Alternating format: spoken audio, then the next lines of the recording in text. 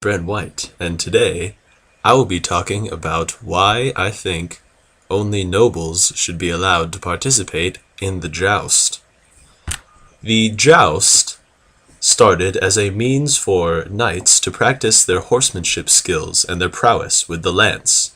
A lance is a stick that is way longer than this. They used it in war. Now, long ago, England was divided up by the Normans into the feudal system. Under the feudal system, every noble was expected to pay for his land by providing knights that were trained to fight for the king in a case of war. So what they'd do to train their knights is they'd hold jousting tournaments. They would train their knights with games, tournaments, for fun. It was like mock battles. The problem is that sometimes you would have people that aren't nobles trying to play in jousting tournaments. You see, jousting tournaments had prize money, a lot of prize money. In fact, the main reason people would try to do jousting tournaments is for the prize. They didn't care about training. I mean, no one really wants to practice for war. War sucks, you die. But jousting tournaments had a lot of money involved. Now, here's the problem with having peasants join your jousting tournament. Okay, think about this. You're a noble, so you're rich, first of all, which is awesome. Okay, and you're running around there, on your little British farm with your little peasants, scraping up their dirt and their potatoes or whatever they're farming, something peasant-y, and you're hunting you're shooting your venison and stuff. You're getting your deer, going hunting, with your noble friends. And then you see a little flyer from little page boy, wearing a cute little page boy outfit, like from Robin Hood. And he says, hey, we're having a jousting tournament for all you nobles out there that are knights that need to train for jousting.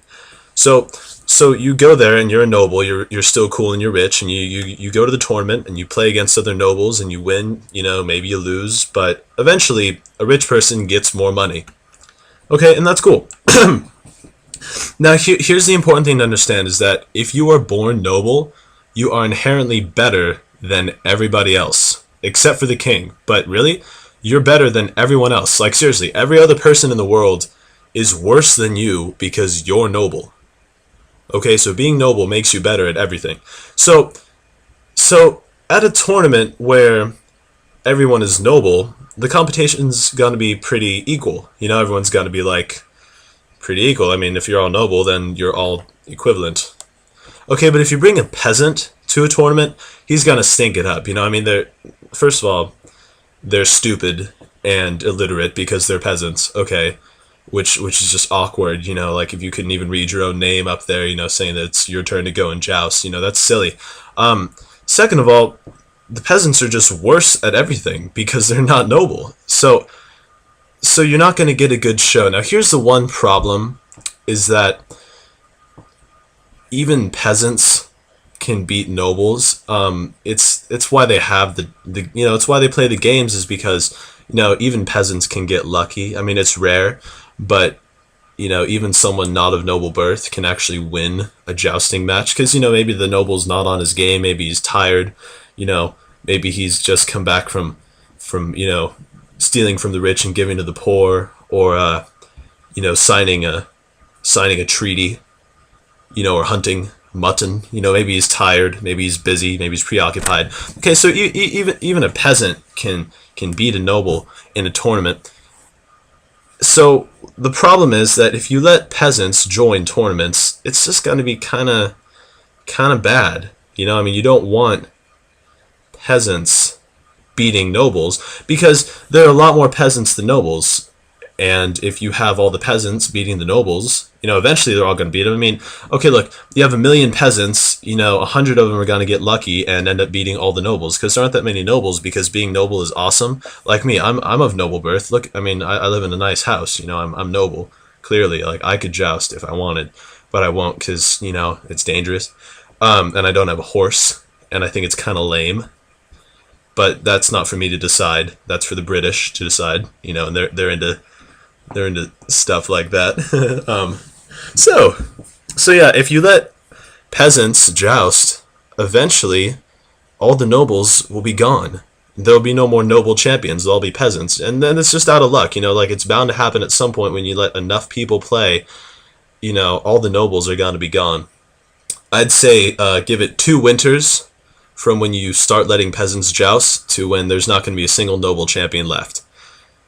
So that's why I believe that jousting should be kept noble. Because think about this.